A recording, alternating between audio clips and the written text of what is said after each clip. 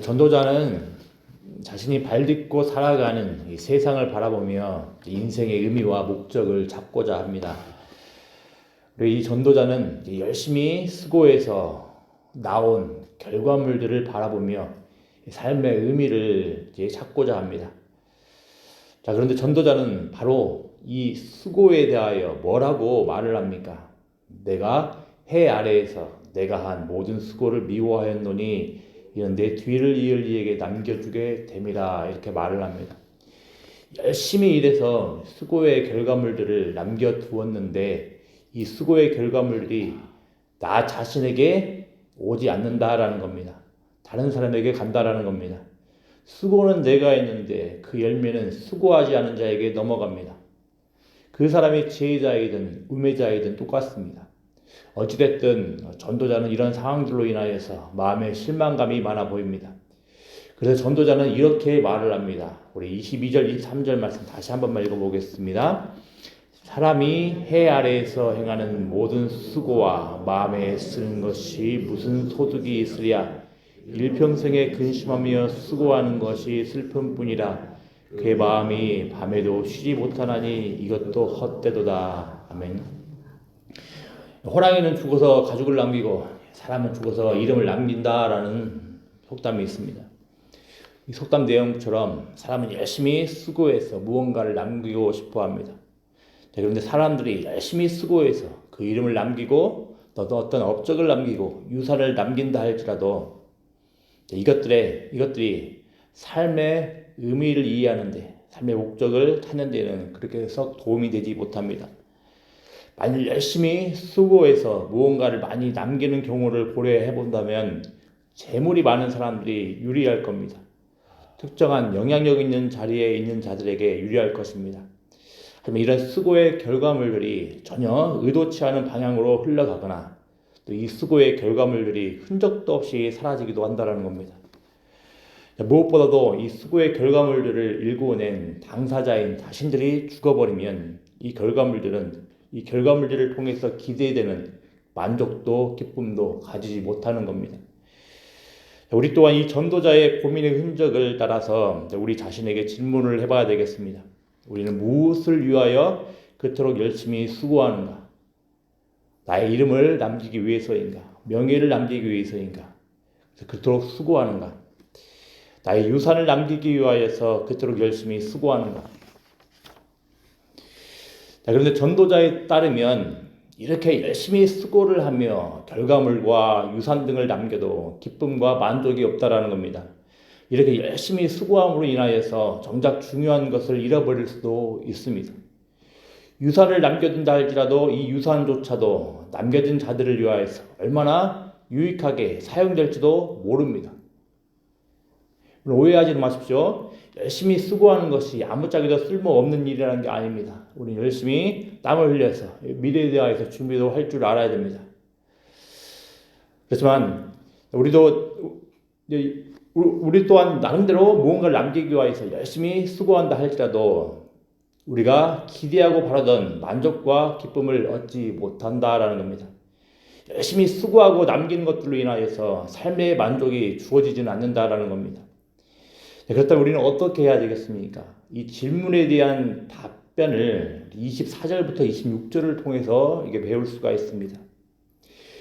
24절부터 26절을 보면 당혹스럽게도 방금 수고하는 것을 미워한다 했는데, 사람이 먹고 마시며 수고하는 것보다 그의 마음을 더 기쁘게 하는 것은 없다고 전도자는 말을 합니다.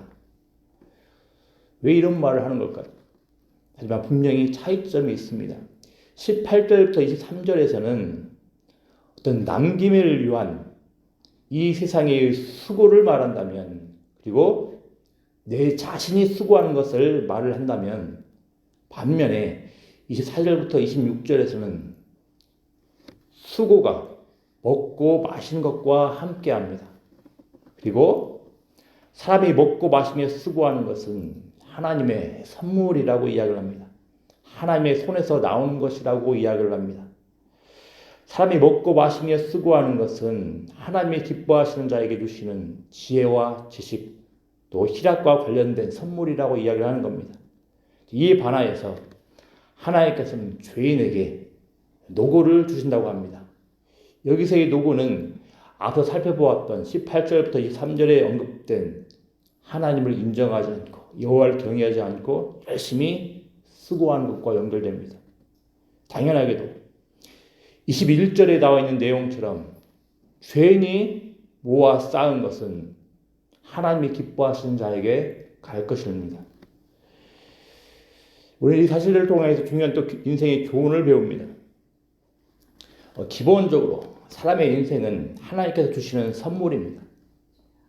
그런데 사람들은 마치 인생의 만족과 기쁨이 자기 자신의 수고에 달려있는 것처럼, 자기 자신의 노력에 달려있는 것처럼 열심히 수고하며 땀을 흘립니다. 무언가를 남기기 위하여서 지금의 오늘이라는 선물을 쉽게 그냥 지나쳐 버립니다. 무언가를 남기기 위하여서, 나중에 그 무엇을 위하여서 오늘의 시간을 열심히 수고함으로 지나치고 있습니다. 그래서 오해하지 마십시오. 열심히 수고한다는 것이 우리가 땀 흘려 열심히 일하지 말라는 의미가 아닙니다. 하나님께서 주시는 그 시간들을, 이 시간들을 주시는 하나님을 인정하지 않고 여호와를 경외하지 않고 그죠? 나중을 위하여서, 불확실한 나중을 위하여서 그냥 무조건 땀을 흘린다는 겁니다.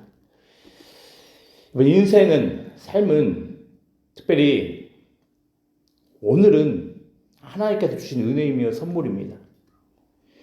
불확실한 미래를 위하여서 확실하게 주어진 오늘이라는 선물을 홀대하지는 말아야 되겠습니다. 그래서 예수님께서도 말씀을 하셨습니다. 그러므로 내일 일을 위하여 염려하지 말라. 내일 일은 내일이 염려할 것이요 한날의 괴로움은 그날로 족하니라.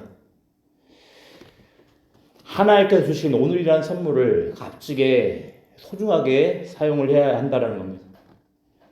이 말은 내일 일을 위하여서, 불확실한 그 내일 일을 위하여서 무조건 수고하라는 게 아닙니다. 하나님께서 주신 오늘이라는 선물, 하나님께서 주신 은혜의 현장에서 사랑하는 사람들과 감사하는, 즐겁게 먹고 마시라는 겁니다. 더불어 말씀드릴 건 불확실한 미래에,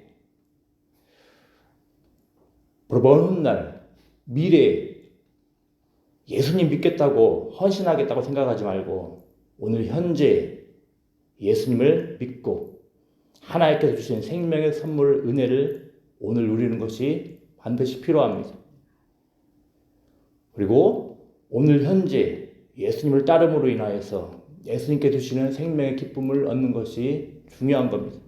나중에 먼 훗날 불확실한 미래에 어떻게 될지도 모르면서 그때 예수님을 믿겠노라고, 그때 헌신하겠노라고, 그때 사랑하는 사람들 챙기겠노라고 말하는 것은 어리석은 겁니다. 하나님께 주신 오늘 현재 시간들을 기쁘게 사용하는 은혜가 있기를 기도합니다. 그것이 여호와를 경외하는 삶의 모습입니다. 하나님께 주시는 인생은 그 삶을 홀대하며 막 해야 하는 것이 아닙니다. 분명히 우리의 삶은 가치 있고 하나님께서 주시는 오늘이라는 삶은 하나님께서 우리에게 누리라고 주신 선물의 면도 있다는 것을 꼭 기억을 해야 되겠습니다. 하지만 이런 주어진 시간들을 여호와를 경외하지 않고 우리 자신을 위하여서, 우리 자신의 수고에 의해서 훗날 남기기 위해서 열심히 수고한다면 그것만큼 머릿속에 것이 없다라는 겁니다.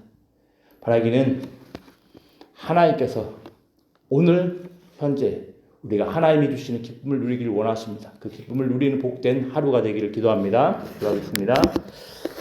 아버지 하나님 감사합니다. 하나님께서 여호와 하나님을 경외하는 자에게 오늘이라는 선물을 주셨습니다. 하나님, 오늘이라는 선물을 무시하며 홀대하지 않게 하시고 하나님께서 허락해 주신 사랑하는 사람들과 기뻐하며 함께 시간들을 즐기며 기뻐하며 살아갈 수 있도록 은혜 더하여 주시길 소망합니다. 아버지 하나님, 특별히 간절히 원하고 바라옵기는 오늘 예수님을 믿게 하여 주시길 소망합니다. 오늘 예수님을 따라갈 수 있도록 은혜 더하여 주시옵소서. 그러함으로 인하여서 하나님께 주시는 생명의 기쁨을 누릴 수 있도록 은혜 더하여 주시길 소망합니다. 불확실한 미래, 언제 무엇이 발생할지도 모를 그 미래를 위하여서 무언가를 남기기 위하여서 헌신하고 땀 흘리기보다 지금 하나님께 주신 선물들을 복되게 값지게 사용할 수 있도록 은혜 더하여 주시옵소서. 감사드리며 예수님의 이름으로 기도드리옵나이다.